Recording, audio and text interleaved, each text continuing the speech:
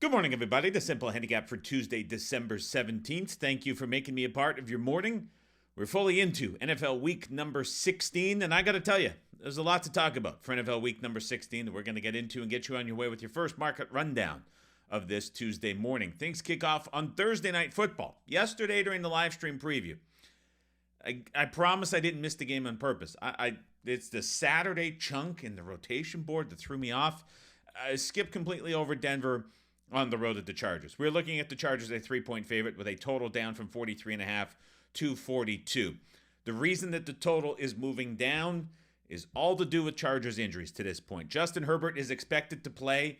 It is anticipated by what we're hearing, by what we're seeing, that he has a high ankle sprain that he is playing through. It was re-aggravated in the game last week against Tampa Bay. He is very banged up. He's got a very bad leg. We've seen the Chargers' run game be non-existent. Ladd McConkey is expected to be as healthy as he has been for this game in several weeks, but now Quentin Johnston dealing with an injury as well that we are going to see come up more and more and be discussed more and more as today goes on. So it's a Chargers offense that's failing. It's a run game that is non-existent. It's a very hurt quarterback. It is problems all over the offense for LA. It's a Broncos team last week that very much underwhelmed and was quite frankly very fortunate to have that game in the second half play out as it did. That was a horrible game from the Broncos offense that we saw last week. That's why the total is coming down. Lots of injury news this week, and this game is certainly right at the forefront of that conversation, and we're going to see that probably escalate a little bit as today goes on. Saturday doubleheader, Houston on the road at Kansas City. The exact forefront of the injury speculation and discussion, as this number is now back to Houston, minus 1.5 this morning at Chris, 2 at Circa and Buckeye. It was as high as 3, minus 115 yesterday morning. There was a group that played it. There was another pro that came in at the same time, played it. The threes got wiped out, got as low as 1.5 yesterday evening. That's the number that's still holding at the sharpest books this morning. The total is sitting right at 40. Nothing confirmed yet, and there's only speculation to this point.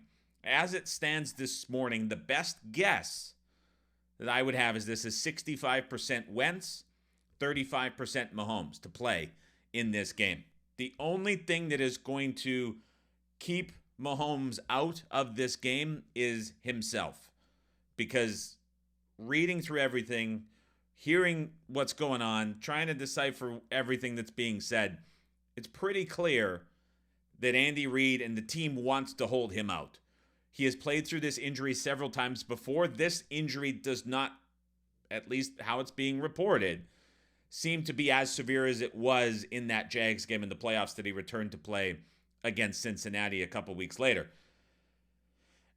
As this stands, though, when we think about the schedule and how different it is and the one seed at stake and the point of the season that the team is at and how often Mahomes has been hit in the pocket relative to past years, hit 10 times, even with Tooney kicked out to left tackle, he's getting banged up in the pocket. This run of 7 games is seeing him be hit more in the pocket than ever before, dealing with the injury, which in a way obviously caused it, but now you're putting Mahomes behind an offensive line that has him in a pocket that's different from all of these seasons too. It's a very odd and unique conversation that goes a lot further than, well, he's had this injury before, he's going to play through it, he's tough. This is such a different season for the Chiefs. The number yesterday at 3 brings in a different discussion, and now at 1.5, I think the discussion is still fair. This is a Houston Texans offense that is really failing and really struggling with Bobby Slowick. Great defense. The question is, with Hollywood Brown coming back for the Kansas City Chiefs and Wentz starting as quarterback, what's the expectation here for the Chiefs offense? Their team total at one book so far this week is 19.5. Texans defense looked great against Miami, but this is probably a game where the Chiefs run a lot. It's probably a game where, with Hollywood Brown back, we see at least some sort of scheming and competent passing attack shown on field.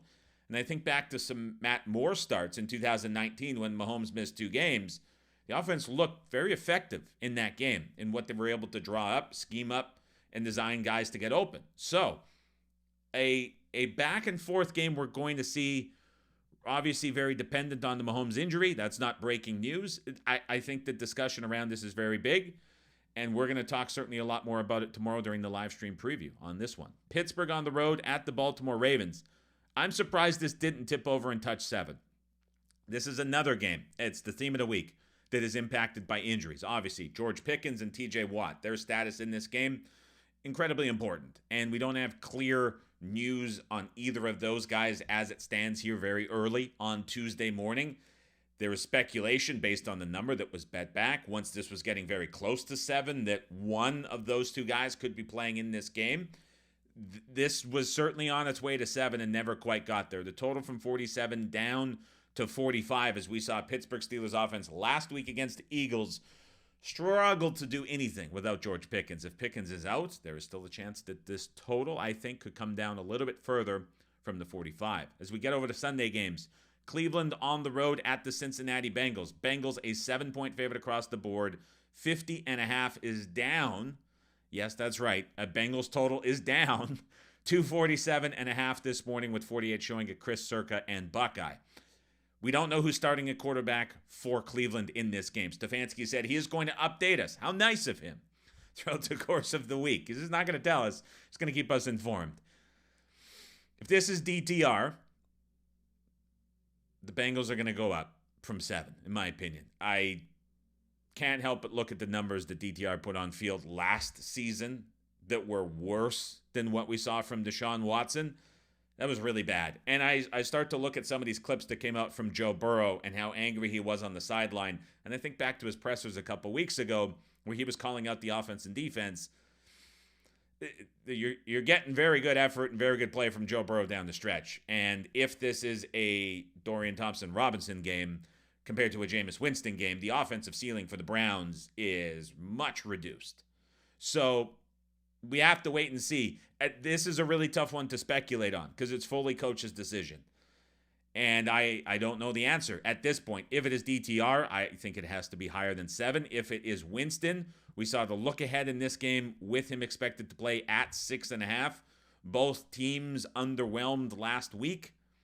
This is probably more of a Winston number than a DTR number at this point, but it kind of reminds me of Ritter O'Connell like we saw on Monday Night Football yesterday where the news came in, it was the backup and Ritter, and then all of a sudden we saw the number take off a little bit later. That's what I would expect to happen in this game. Detroit-Chicago, nothing on this game yet from a opener's perspective. We'll have more on this later in the day. Arizona on the road at the Carolina Panthers. Cards, a 4-point favorite across the screen with a total in this game up from 46.5 to as high as 47.5. So, interesting game in the fact that you have a common opponent last week. So Arizona closes 6 against New England. And I say common opponent because in composite ratings, last week we saw both the Panthers and the Patriots priced equally on a neutral field in the ratings. And so we think about Arizona closed 6 at home against New England and won and looked comfortable doing so.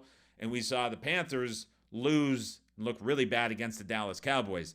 This game, you take a point away for home field for Arizona in that game. You give a point in this game to Carolina, and all of a sudden you think about that 6.4 rating that we saw from both of these teams. You get right to 4 points in this game, which is exactly where the market is. Week 16, surprise, surprise in the NFL. Not saying anything groundbreaking here, but I think something that is interesting is if you look at Caesars, they opened 3.5 and were immediately bet to 4. FanDuel opened 4.5, were immediately bet to 4. The importance of 4 is a hot topic around Twitter circles. In this game specifically, though, as we think about what the market number that we were seeing from composite ratings was and how these two teams were rated and the difference between the opponent last week, I think it was very clear to me that the 3.5s got taken right away because you could justify that this game could be slightly higher. But then the Panthers have been bet the last couple of weeks as well. And I think when you're looking at those 4.5s that were taken out, it's likely that that was carryover too. So even though there's not a true position, I would say, based on how these numbers have been posted and how they have moved so far, we're kind of seeing carryover and we're kind of seeing two very light buy points on either side of this. Not true positions, but just right in line with market. And that's part of this is, along with the injuries, what's making Week 16 such a tough week to bet on. New England on the road at the Buffalo Bills. From 13 up to 14 are the Buffalo Bills. Total in this game, 46.5 from left to right across the screen. So this is the first game on the board that we are going to be talking about where we see cold weather impacting, or at least drawing a lot of discussion for how these games are going to be bet and what we are going to see as we're starting to look at some of the chill and the wind and everything that comes into these games. And so to set everything straight, when we're looking at temperature specifically, there have been some really good studies done that look at a lot of data, and the impact that temperature specifically has on offenses and scoring in the NFL is very minimal. You have to go to extreme temperatures to where you're below 20 degrees Fahrenheit and you see passing production drop by 5%. And there's other extremes on the opposite side of the spectrum where you're going above 90 degrees outdoors and you see production decrease as well. So there is a slight passing dip to factor in some of these cold weather games that you have to think about, but it is rarely as big as it is made out to be on pregame shows, on media during the week. And so when you're thinking in your mind and you see these cold weather games like you're going to get in Buffalo, like we can see in Chicago, like we can see in Baltimore, like we could see potentially in Kansas City as well, perhaps Washington, as some of these forecasts become a little bit clear as the week goes on, just put that 5 to 8% number in your mind for a passing rate decrease in what you see from the offenses. And that's kind of what I would recommend acting on as you're thinking about props, or you're thinking about totals, or you're trying to think about betting in that way.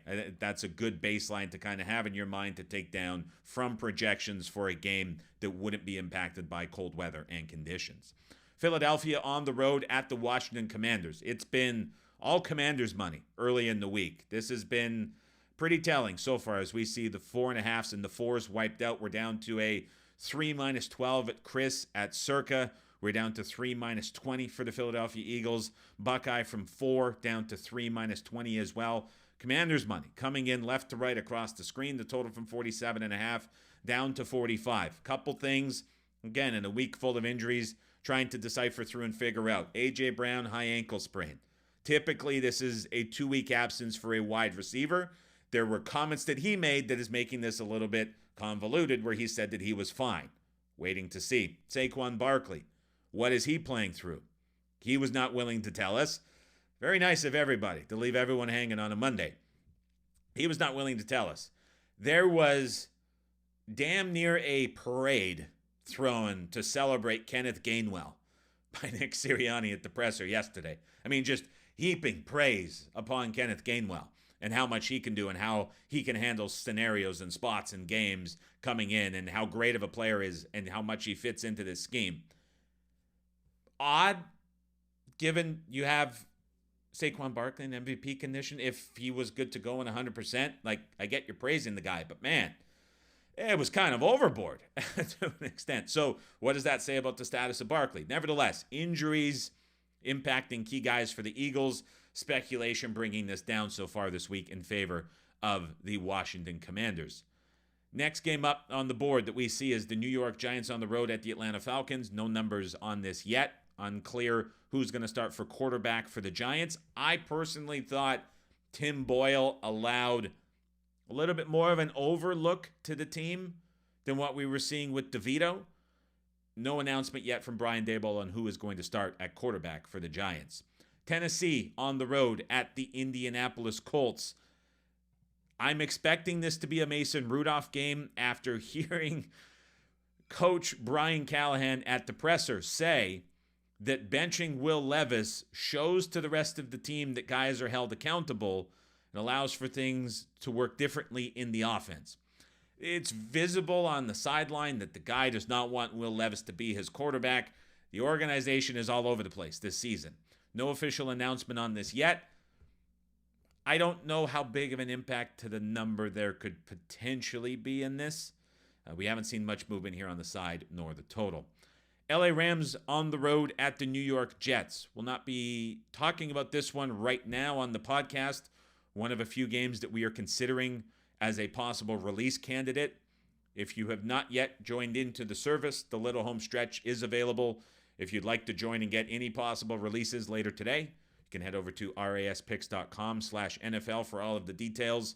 We'll see how this game unplays as we get a few more sources and information coming out on this game. Same thing will be put in the category with Minnesota on the road at Seattle. We'll save this one to talk about a little bit later in the week. One thing I will say is an update yesterday from Mike McDonald said that he is optimistic that Geno Smith can be at practice this week as well as play on Sunday. Quite the turnaround for Geno. That injury looked quite severe at the time, and how it was handled, his body language, how he played it, Lockett going with him to the locker room. It looked really grim. To hear there's no structural damage from Mike McDonald and those comments could be a very good thing for Seattle. Obviously, he's going to have a big impact as, man, Sam Howell in the pocket was trouble in every way. San Francisco on the road at the Miami Dolphins. Dolphins down to a 1.5-point favorite at Chris. 2 at Buckeye, 1.5 everywhere else across the screen. This was 2.5. Niners money into the market yesterday. Pulls those 2.5s down. Total from 49.5 down to 45.5. This is another game we'll save for a little bit later in the week to discuss further. Jacksonville on the road at Las Vegas. No numbers yet available as we saw Las Vegas play yesterday night on Monday Night Football. Tampa Bay on the road at the Dallas Cowboys. As expected, over money flying into the market. When we were talking on the live stream Sunday evening, this was at 48. It's gonna go higher the way that the Buccaneers offense is going. Interesting notes coming out from watching that game back. Some film review being posted elsewhere. The Buccaneers going and utilizing 3 tight ends, more than 10% of snaps in the game against the LA Chargers. I think that was to really test a lot of the dime personnel that the Chargers throw at teams, put some bigger bodies on the field, take advantage of it. But it also is showing how well Liam Cohen has been mixing up game plans on a week-to-week basis. And you think about this Cowboys defense, which is now without Trayvon Diggs, without Overshown, which is dealing with other defensive injuries at multiple levels. This is going to be a big test for this Cowboys defense, unlike a lifeless Giants offense than a bad Giants offensive line that they faced on Thanksgiving. This is going to be a big test, unlike what they faced against Carolina and Bryce Young and the Panthers. Got very unfortunate not to survive against the Bengals. This seems like very kind of quietly a bigger test than what we've seen for them the last couple of weeks with the way that this Buccaneers offense is trending and with the way that they're mixing things up on a weekly basis. So not surprised to see the over get bet in this in another indoor game for Tampa Bay in a venue which they have put up some serious numbers when playing indoors this season. New Orleans on the road at the Green Bay Packers. 13.5 is the opening number for the Packers yesterday across the board.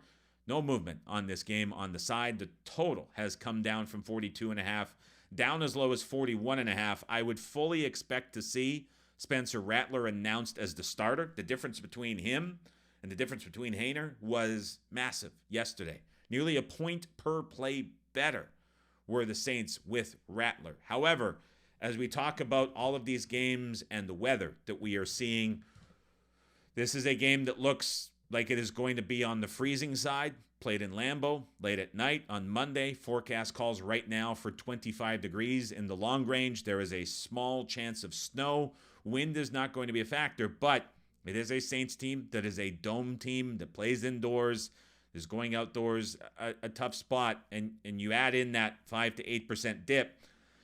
There's not a lot of room to dip for this Saints offense. And the way that the Packers offense has been running the football and the Saints' inability to stop teams running the football with these conditions added in, it's an awfully bad matchup for the Saints on the road. But this is certainly a much bigger number for the Packers to be laying than what we have seen them do in specific roles at other times during the season. That will do it for me today. Hope everybody has a fantastic Tuesday. We will chat with you again bright and early tomorrow morning.